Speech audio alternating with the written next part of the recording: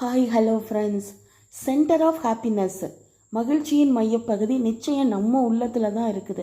நம்ம இதை அடுத்தவங்க கிட்ட தேடவே கூடாது.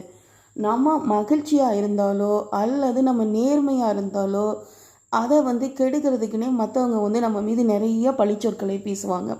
அதை நம்ம மனசுக்கு கொண்டு போயிட்டோம் அவங்கக்கிட்ட நான் குட்டு, நான் செஞ்சது கரெக்டு தான் அப்படின்னு ப்ரூவ் பண்ணணும் நம்ம ட்ரை பண்ணவே கூடாது. ஏன்னா அங்கே நம்ம ட்ரை பண்ணும்போது தான் we are getting more stress. So அதை இக்னோர் பண்ணிவிட்டு அந்த இடத்த விட்டு நம்ம இக்னோர் பண்ணிட்டு நம்ம ஹாப்பியாக, நமக்கு தெரியும் நம்ம யாருன்னு நமக்கு தெரியும், நம்ம என்ன பண்ணுறோம் நமக்கு தெரியும். ஆனால் ஜென்ரலாக இப்போ இருக்க உலகத்தில் யார் நேர்மையான மக்கள் மீது ஈஸியாக பழிச்சொற்களை வீசுவார்கள். தப்பு செய்தவர்களோ மிகவும் வலிமையானவர்களாக இருப்பார்கள். அதனால் நம்ம நேர்மையாக தான் இருக்கணும். அதற்காக தப்பு செய்யக்கூடாது. அவங்க பழிச்சொற்களை வீசினாலும் அதை நாம் கண்டு கொள்ளக்கூடாது.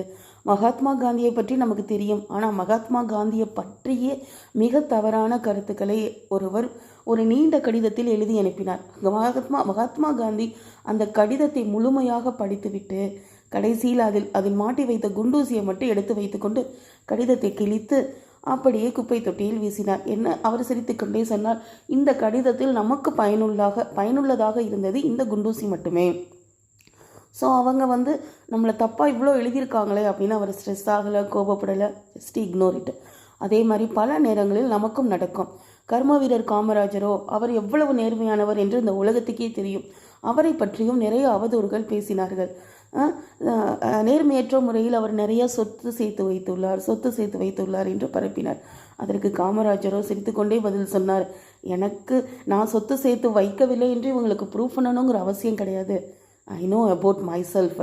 அதே மாதிரி எனக்கு யானைக்கால் நோய் இல்லை என்பது நான் நன்கு அறிவேன்.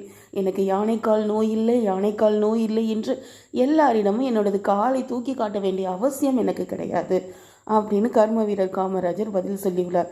இப்படி தான் ஒவ்வொரு இடங்களிலும் நம்மளை டாமினேட் பண்ணணும், டேமேஜ் பண்ணணும். நிறைய இடத்துல நம்ம கூட இருக்கவங்களே இருந்துக்கிட்டு தான் இருப்பாங்க. அவங்கக்கிட்ட நம்ம ப்ரூவ் பண்ணணுங்கிற அவசியம் கிடையாது.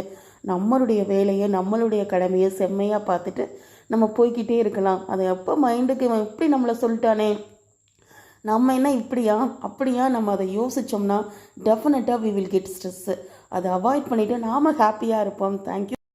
ஸோ எல்லார்கிட்டையும் நம்மளை பற்றி நம்ம குட்டுன்னு ப்ரூவ் பண்ண வேண்டிய அவசியம் கிடையாது. நாம் ஹாப்பியாக இருக்கணும்.